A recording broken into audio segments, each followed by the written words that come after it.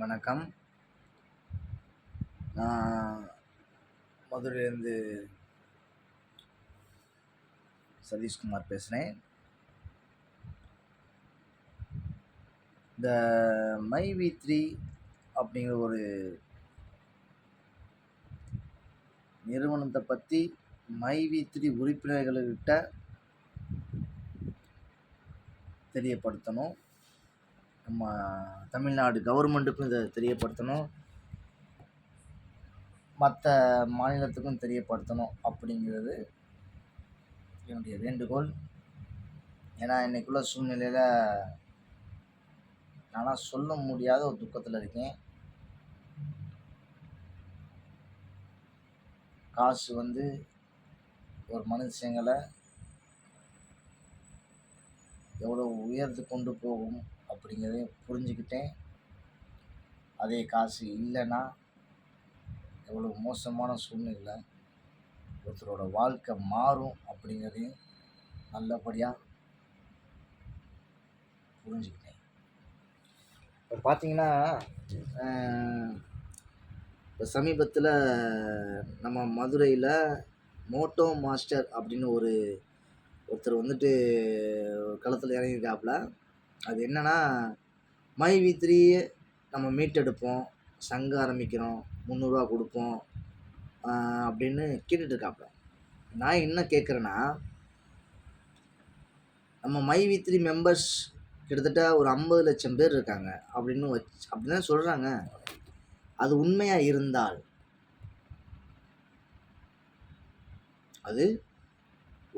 இருந்தால் இப்போ என் டீம்லேயே நிறையா பேர் காசை போட்டுட்டு ஒரு பைசா கூட எடுக்கலை.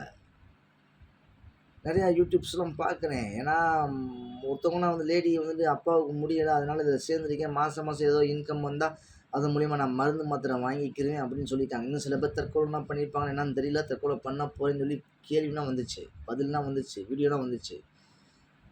அப்படி இருக்கிற சூழ்நிலை இந்த எம்டி சார் அவ்வளோ விஷயம் பேசினார். வாயை கிளிய பேசினார். அவர் நல்லவராக கெட்டவரான்னு தெரியல. பிள்ளைய கள்ளி விட்டு தொட்டில் ஆட்டுற கதையாக இப்போ ஆச்சா என்னன்னு தெரியல. கோர்ட்டில் என்ன நடந்துச்சு, அடுத்து என்ன நடக்க போகுது, ஏன் ஸ்டாப் பண்ணாங்க அப்படின்னு எனக்கு தெரியலங்க. சத்தியமாக உங்களமே தான் நானும். இது முழுக்க முழுக்க முழுக்க நம்மளோட கவர்மெண்டோட ஒரு தவறான ஒரு விஷயந்தான் நான் சொல்கிறேன். ஏன்னா எவ்வளோ பேரோட வயிற்றுச்சல் இன்னைக்கு எவ்வளோ பெரிய ஒரு இழப்பு தெரியுமா எல்லா மக்களுக்குமே, நான் உள்பட. எனக்கு கடன்னா என்னன்னே தெரியாதுங்க. கடன் அப்படிங்கிற விஷயம் எனக்கு தெரியாதுங்க. யார்ட்டையும் கடன் வாங்கினது இன்னைக்கு நான் கடன்காரனா இருக்கேங்க. அதுக்காண்டி ஓடிட்டு இருக்கேங்க.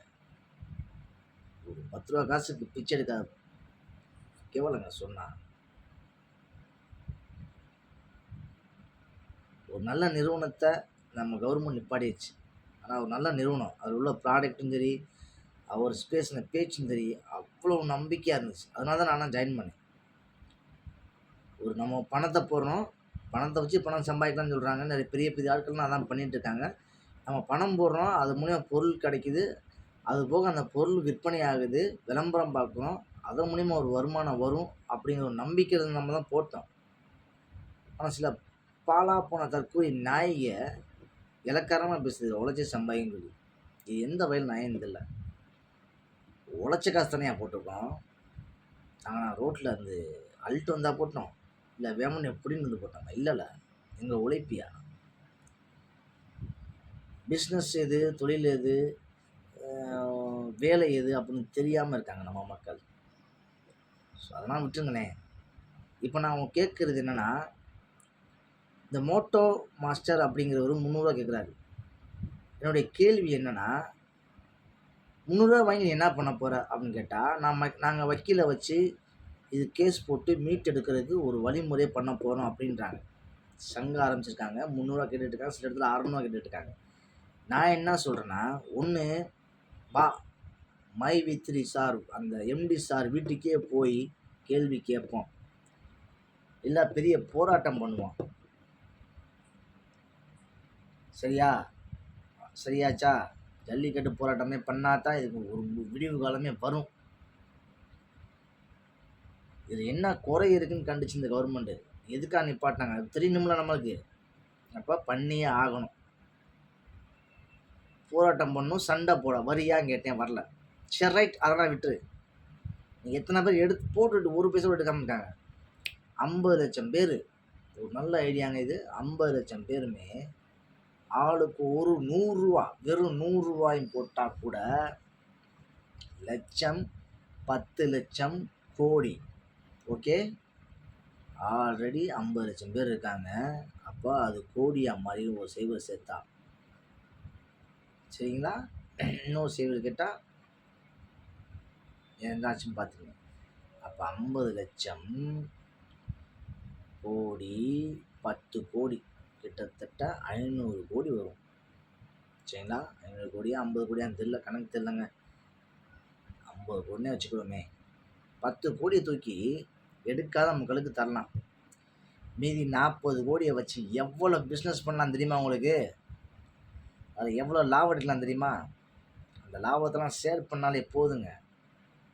எதுக்குங்க கோர்ட்டு கேஸு போராட்டம் அப்படின்னு அலையணும்? இப்படி பண்ணுறதுக்கு நீங்கள் தயார்னா சொல்லுங்கள். கண்டிப்பாக நம்ம எல்லாரும் சேர்ந்து பண்ணுவோம். பண்ணோம்னா ஒரு விடிவு காலம் பிறக்கும். இல்லை வாங்க போராட்டம் பண்ணுவோமா, சண்டை போடுவோமா, வாங்க செய்வோம், கேள்வி கேட்போம், நியாயம் பிறக்கும். ரெடினா சொல்லுங்கள். மாண்புமிகு முதலமைச்சர் ஐயா மு.க. ஸ்டாலின் அவர்களுக்கும் இப்போ களத்தில் இறங்கியிருக்கிற தலைமை விஜய் சார் அவர்களுக்கும் என்னுடைய பணிவான வணக்கத்தை தெரிவிச்சுக்கிறேன்.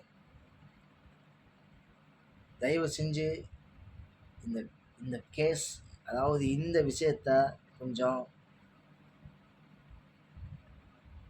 ஆழ்ந்து கவனித்து ஆராய்ஞ்சு எங்களை மக்களை வாழ வைங்கன்னு தான் கேட்குறோம். இதுக்கு யார் மெனக்கிறீங்களோ அந்த 50,00,000 ஓட்டு உங்களுக்கு தான் விழுவும். கொஞ்சம் அதை புரிஞ்சுக்கணும். எங்களை போட்டு சித்திரவதைப்படுத்திட்டீங்க. நான் இப்போ வறுமை கோட்டில் ரொம்ப அடிமட்ட ரேஞ்சில் இருக்கேன். என்ன வேலை, இந்த வேலை கேட்டால் கிடைக்க மாட்டேங்குது.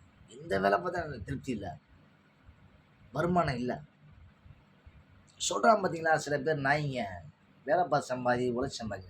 ஏய், நான் 8 வயசுலேருந்து வேலை பார்த்துட்டு இருக்கேன்டா. எனக்கு வயசு இன்னைக்கு 40 ஆச்சு. ஒரு முன்னேற்றமும் இல்லை. சரியா? நான் பிஸ்னஸ் பண்ண நினச்சேன், நான் மைவிதில் சேர்ந்தேன், நல்லா போச்சு, சூப்பராக மாறிச்சு, என் பொருளாதார நிலைமையே மாறிச்சு. அதை ஏன் நிப்பாட்டினீங்க அப்படின்னு தான் என்னுடைய கேள்வி. என்ன குறை கண்ட? அந்த பேஸ்ட்டில் என்ன குறை கண்ட? பல்லு விளக்குற பேஸ்ட் அவ்வளோ அற்புதமாக இருந்துச்சு, குளிக்கிற சோப்பு அவ்வளோ அற்புதமாக இருந்துச்சு. அது என்ன குறை கண்டன்னு நிப்பாட்டின? நிரூபிச்சுட்டு நீ மக்கள் மத்தியில் நிரூபிச்சு காட்டு.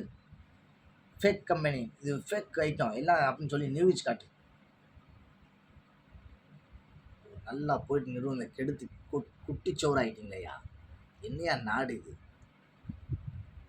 மக்களே, மைவித்திய மக்களே, நான் சொன்ன 2 விஷயம். ஒன்று, போராடுவோம் வாங்க, இல்லைனா ஒற்றுமையாக இருந்து செயல்பட்டு ஒரு அமௌண்ட்டை எடுத்து சேர்த்து வச்சு, நமக்குள்ள காசு சேர்த்து வச்சு நம்மளை நாமளே உயர்த்துவோம். 2 தான் வழி. அது போக தலைவர்களுக்கு என்னுடைய கோரிக்கை இதுதான். நம்ம நாட்டை ஆண்டுகிட்டு இருக்க தலைவர்களுக்கும் சரி, நம்ம நாட்டை ஆள வர்ற தலைவருக்கும் சரி, 2 பேருக்கு என்னுடைய கோரிக்கை இதுதான். தயவு செஞ்சு இதை கொஞ்சம் உங்களை புத்திலையும் மனசையும் ஏற்றிட்டு யோசனை பண்ணி நம்ம நாட்டை காப்பாற்றுங்க. நன்றி கூட சொல்ல எனக்கு தெம்பு இல்லையா? என்ன பாருங்கப்பா.